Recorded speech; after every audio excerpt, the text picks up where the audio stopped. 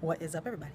J Nell here with my UFC 198 recap video. Happened last night. I hope you saw it. It was a good event. Hope you saw it. I made 7 picks, but the Anderson Silva fight didn't happen because he had gallbladder surgery. That didn't happen. So out of my 6 fights, I broke even for 500. I got 3 for 3.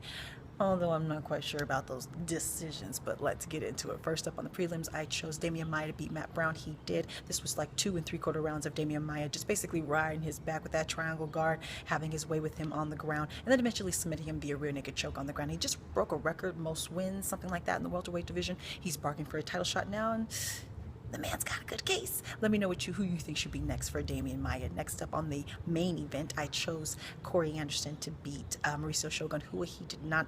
Mauricio got a split decision that I don't quite agree with. Now, there's one thing about Corey Anderson. When he first got into, he's at 26 years old. When he first got there, he was wild and over aggressive. And I understand that you want to calm him down, but it seems like they've made him regular. He's very athletic, like the dynamic type, and we didn't see any of that. I want to see something out of the box, be creative. You don't want to train him out of that spark that makes him him, and that's what I don't know. He just, the last few wins I thought were sketchy. I thought he's not fighting up to potential, and even though I think he outpointed Mauricio here, Mauricio had some nice shots that landed at the ends of rounds that dropped Corey. He had some flashier stuff that to me stole rounds, so I can see how you would make the case, but I do disagree. I think Corey won the fight. Let me know what you think. Let me know who you think should be next for Corey Anderson and Mauricio Shogun Hua at 34. I forget he's only 34 because in fight years he is old. Who do you think should be next for Shogun? Next up, I lost this pick as well. I lost that last pick. Lost this pick. I chose Worley Alves to beat Brian Barberena, and I full on disagree with this. I watched this fight multiple times. And the first round goes to Worley. I felt that way every time I watched the fight. He just came on strong. He was first. He landed the first punches. He got him on the ground. He was going with submission attempts. He was leading the action. He hit harder. The power advantage was clearly Worley, even when he got tired. But I knew Worley conserved the energy because Brian Barberena is just hard to put away. The second round, Brian came back. He was initiating a lot of the brawls, a lot of the exchanges. He was just kind of getting the better shot selection. Worley was getting a little sloppy. You could tell he was gassing a bit. He hadn't got his second win yet. He needed to calm down, and Brian took advantage of that. Brian is a smart fighter. He's able to make better shot selections, be in the right place, especially when he sees that he has a fighter tired or hurt, and that's what we saw in the second round. Second round, Brian. Third round, though, it was very close, very even, but I just felt like Worley landed the harder shots, the cleaner shots, and more of them. He was controlling the pace more. He was the one going forward more. It was still really close, but I believe the third round went to Worley. Now, when I saw it initially at the bar, I thought the second round went to Worley, and I thought that Brian clearly won the third, but when I watched it again 2 times, I thought the second round went to Brian and the third went to Worley both times that I watched it at home. So you let me know what you think. I disagree with the judge's decision. I think that Worley won the fight, but who do you think should be next for both men, Brian Barberena and Worley Alves? And let me know how you thought of that outcome. Now, I was so excited for this. The debut of Cris Cyborg against Leslie Smith. I was so excited for this. I knew why they chose Leslie, because she's durable. She's one of the bigger 135ers, but they didn't give this girl enough. They didn't give her enough. You know, sometimes they stop the ladies' fights short, and I thought that that's what happened here. So they came out. They were boxing. I needed Leslie to calm down. It took her a minute to calm down and start working that long jab. You know, she's got that reach, although she didn't have the reach advantage, even though she's a bit taller. She has that good jab. So calm down, work your boxing. You know, Cyborg, she comes in. She's got that technique, but everything she throws is basically a one-hitter quitter because she's so powerful. She clipped her with a couple of shots, and in the exchanges in the middle of the octagon, knocked her up against the fence, or no, excuse me, knocked her backwards. Then she stunned her and knocked her on her butt. Got on top of her with some ground and pound, landed some shots, and then the ref stopped it. However, I watched it several times. Leslie was making a move. She's trying to roll. Her head was actually on the bottom, kind of hidden a little bit, so the shots that Cyborg was landing were not hitting cleanly.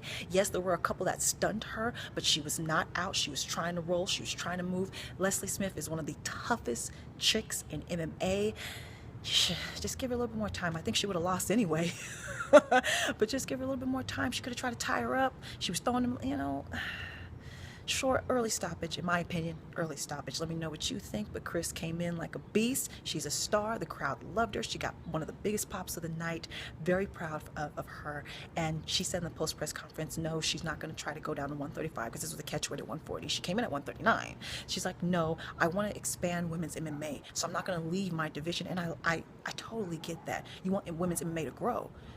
You're going to have to build a 145 division around Cyborg. And that's just it. As she simultaneously defends both belt in Invicta and the UFC. So great win for her. Now, co-main event, I got that pick. Co-main event, I got this pick as well. I chose Jacare Souza to beat Vitor Belfort. And he did in the first round. He needed to win dominantly. He did. They were both going at it. There's a little bit going up against the cage. Vitor had some shots, but again, I thought that Jacare would be bigger, stronger, faster, have the better shots. He got him down, went for the back as Vitor turned around so he wouldn't give up the back, ground and pound landed. He just ground and pounded him out. There were several unblocked shots. He had his guards up, but Jacare was just hitting him through the guard. Damn, they're unblocked through the guard. A couple of unblocked shots later, and the ref stopped the fight. Great dominating win for Jacare, and it looks like he's next in line. He deserves the winner out of Luke Rockhold and Chris Weidman. He deserves the winner. I think everyone's pretty much unanimous on this one. Give this man his title shot. Jacare. Now, next up, main event. And new UFC heavyweight champion Stipe Miocic. He beat Fabricio Werdum, and I was wrong. I thought he would have to use his dynamic athleticism, show something he never seen, but he didn't. He got it with the boxing. Now Fabricio rushed it. It ended in the first round, and he knocked Fabricio the out. Sleep. On the feet. He fell head first like a sack of potatoes. Head first. He knocked Fabricio all the way out. So this happened in the first round. Fabricio was kind of chasing him a little bit. He looked like he was rushing. He landed some kicks, and Stipe was moving. They're both moving well. Stipe has great movement. He was kind of sliding out of the way, getting his shots, his counter shots in there, moving forward, going back and forth.